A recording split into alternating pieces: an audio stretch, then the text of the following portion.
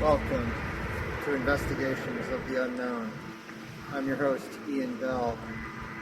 Today on our inaugural episode, our Halloween episode, we'll be exploring the phenomenon of hauntings, or the ghost phenomenon. What are ghosts? Of course, there are scientific or philosophical problems with the idea of ghosts. On the other hand, there are millions of people that have reported who have experienced this phenomenon directly. In the third part of our series, we'll be exploring this question in more depth. We will be focusing in this three-part series on the ghosts in Lincoln, Nebraska, said to be one of the most haunted places in the United States. Please join me in this investigation of the unknown.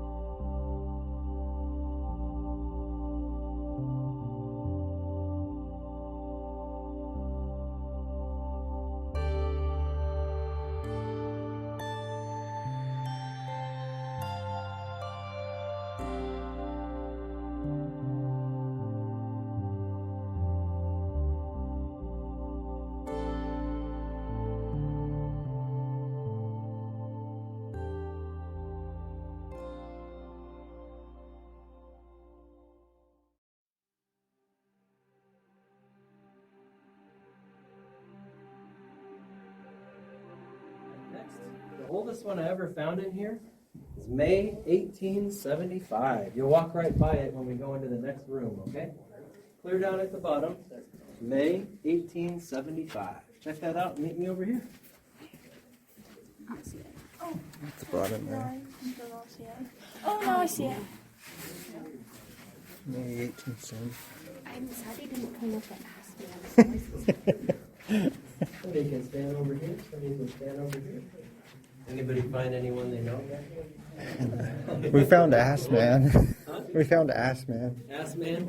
You know what? It's actually Osmond. Osmond? Yeah, a couple got married here. Yeah. And they weren't supposed to, obviously, but it was obvious because I knew who the wedding was for. Yeah. They pronounced their last name Osmond. It's like a German last name, but it's spelled Assman. I thought it was a Seinfeld thing. Isn't that something? Yeah. All right, guys, just make two little lines along the wall here.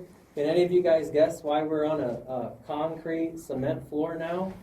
That's the natural sandy floor. We moved into a poured cement slab that they started advertising in the 20s.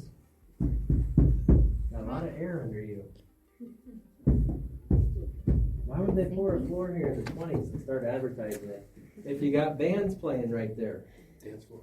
Nailed it. You're on the old dance floor. Good job. Think of flappers getting down to the Charleston. You got bands playing right there. People told me their grandparents danced here all the way to 73. In the 20s, that was the necking nook where people would go make out. By the 60s, this place was trashed. It had become a bathroom. Isn't that something? Back in the day, kick sand over it, call it good. All right.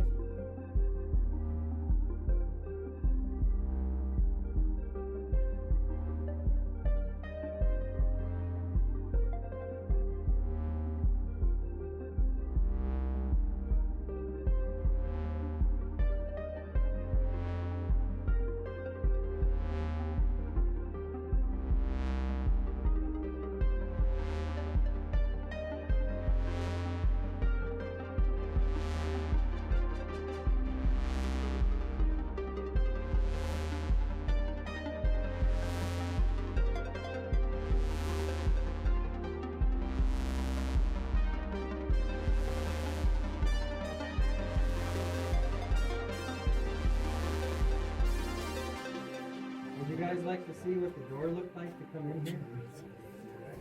That's Oh 1970. my Oh, gosh, wow. that is creepy. Now I remember Oh, this yeah. all the way to That looks like, 1990. man, I remember A horror that. movie. Nothing sketchy That about that. burned into my brain. Do you remember that? Yeah. Driving by? Well, I tried to get in there. That is straight out of a horror. Look at this. That looks like a ball. Really keep them in stock. 1908 souvenir book. Ride the streetcar to the pen. Oh, I love it. And walk the high street. Make a heck of a daycare flyer.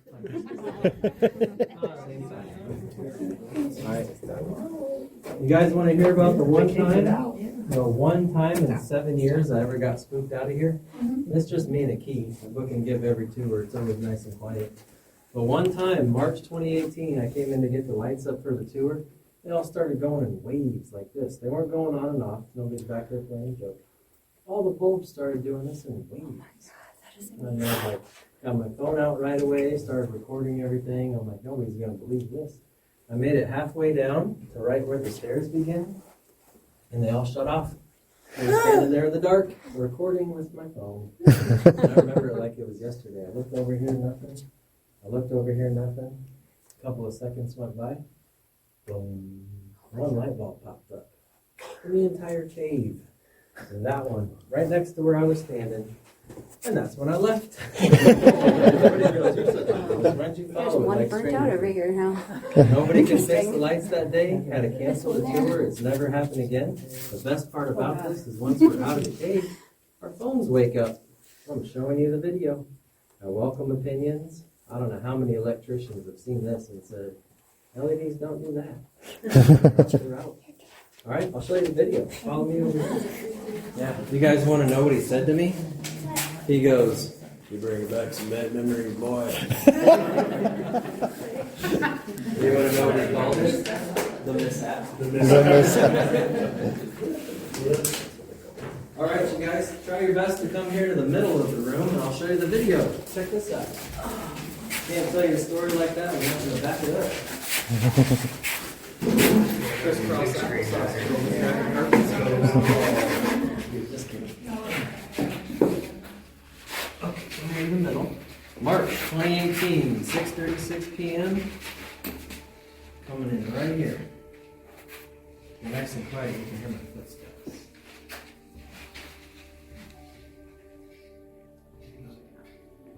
And once I get in there all the way, you're going to see me going all the way down and all the way back.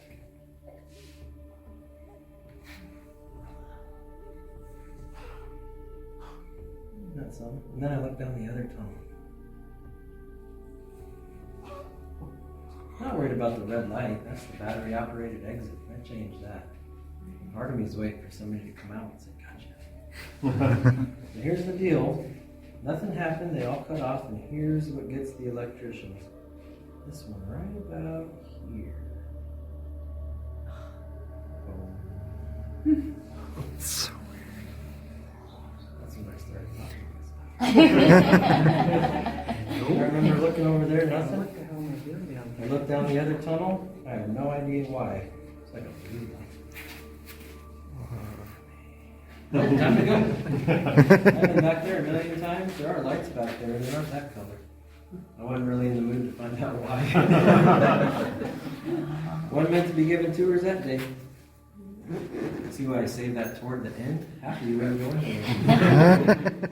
If you're interested in learning more about Robber's Cave, the man in the video, his name is Joel Green.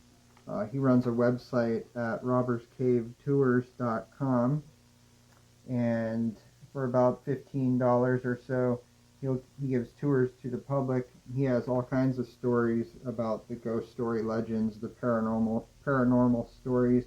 Another big story is about reportedly Jesse James left some treasure there in his time, so he can go into more depth about that. We just showed you one little bit of his tour. His book is Robber's Cave. He has those for sale on his tour. You can also pick it up on Amazon, I believe. So yeah, please check out Joel Green's website, robberscavetours.com.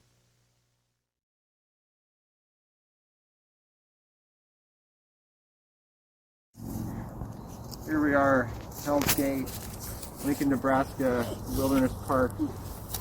This used to be Epworth Park, a popular resort water park that averaged about 3,000 people a day in the early 20th century. And then at some point an urban legend developed that there was a witch that would kidnap young children.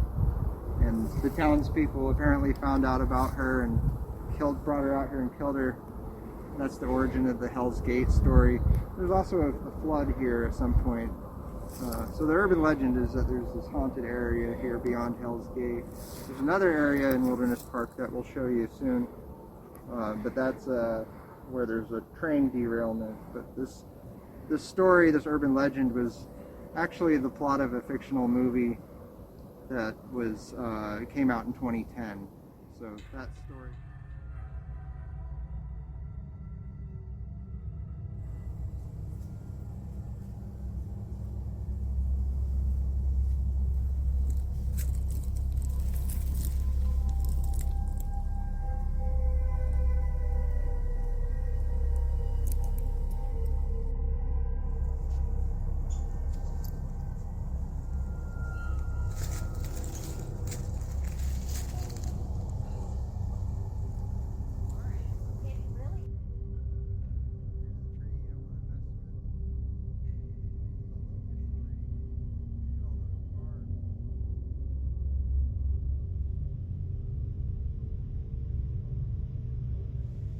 Here are some remnants of one of the old buildings out here at Epworth Park.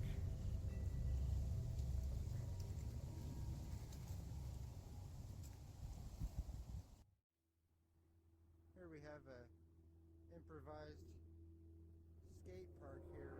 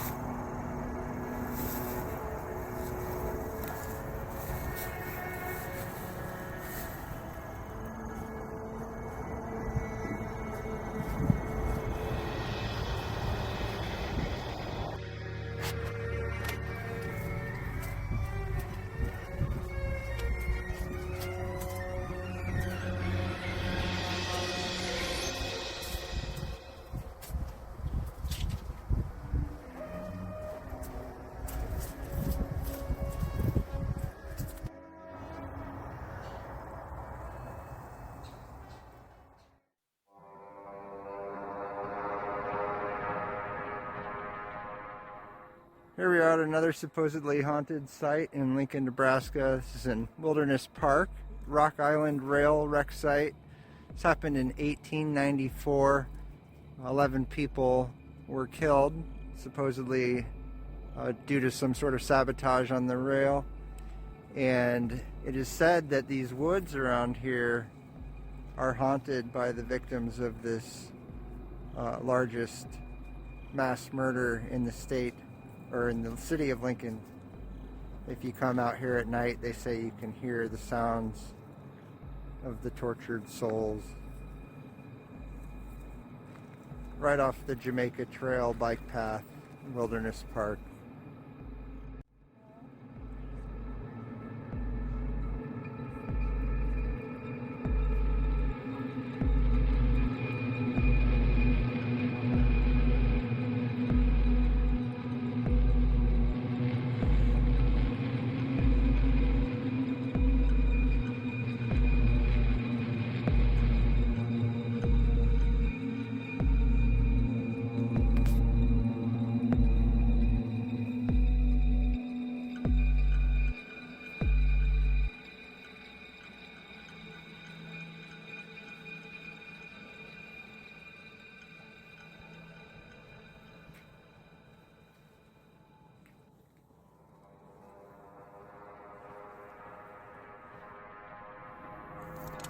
Okay, the train crashed off of this bridge.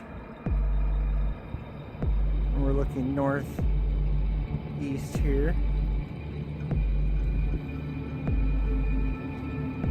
This is the site of the horrific crash. Rock Island Rail.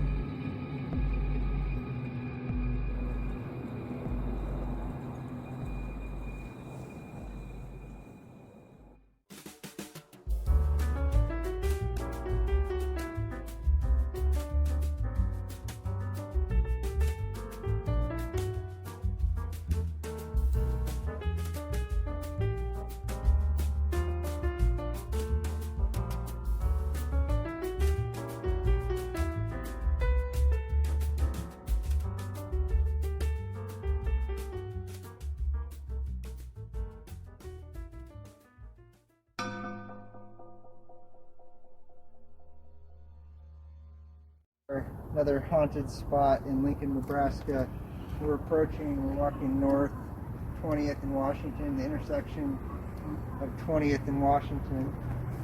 And the story is that a man in the early 20th century, the 1900s, he was walking this direction that we're walking, and a loud car pulled up and fired at him, killing him on the spot. And this is kind of reminiscent as we have vehicles driving by here. So the story, what happened, is the man was shot here, and he died on this section of the pavement here, unfortunately. A young man, and he was found trying to write something or draw something with his blood in the concrete. And the ghost story is that when you come here, you will feel a chill, you will feel coldness. And personally, I don't feel it right now. But there's supposed to be this ghostly AC, this chill in the air, and people will get an eerie feeling when they stand at this intersection of 20th and Washington here in Lincoln, Nebraska.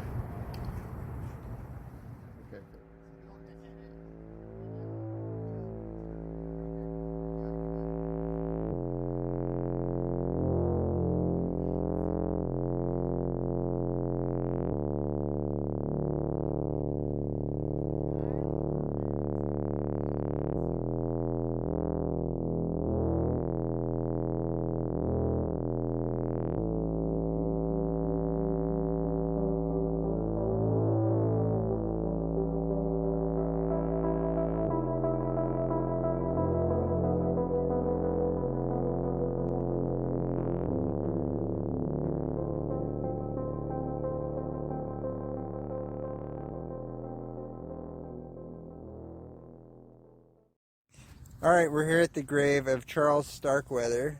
He's an infamous guy here in Lincoln, Nebraska. He killed several people in the 1950s. Along with his girlfriend was along with him on his killing spree. Her name was Carol Ann Fugate, and she's released from prison. She did her time and got out and reformed, and but he was put to death, and killed several people in the 50s. And so we're here exploring the urban legend, or the legend of Charles Starkweather. There's a ghost story here in Lincoln that if you smoke a cigarette, you light up one for yourself, as Morgan has done here, and then you light one for old Charles here, that he will finish his cigarette before you do. That's the I don't know. that's the ghost legend. So we're testing out this and seeing if it's true. I'm almost done here. Morgan is winning at this point, but look how much Charles is. He's had quite a bit. So we got somebody lurking in the distance here. We don't know who that is. A lurker. Oh, here's the lurker. All right, he's about 3/4. I'd say you're about half. He's got, somebody has given him a lot of pine cones. I love that. Yeah. And I guess somebody had donated this tombstone to him. An anonymous donor. An anonymous donor. He didn't have a tombstone for a long time. He just had a marker. Just a marker, I guess. Yeah, okay. Like a cross or something? I don't remember. Huh. Yeah. This is IOTU Cemetery, Lincoln, Nebraska. Lot 28. If you would like to test out this ghost story legend for yourself. Alright, I'm done. Oh, well, debunked, I guess. Or maybe just Charles isn't in the mood to... Have a ciggy. Maybe To, he needs a drink first. Maybe he's just not in the mood to really smoke it fast. So. It's probably one of his only smokes. Alright, well, we'll let him finish his cig and then we'll be out of here.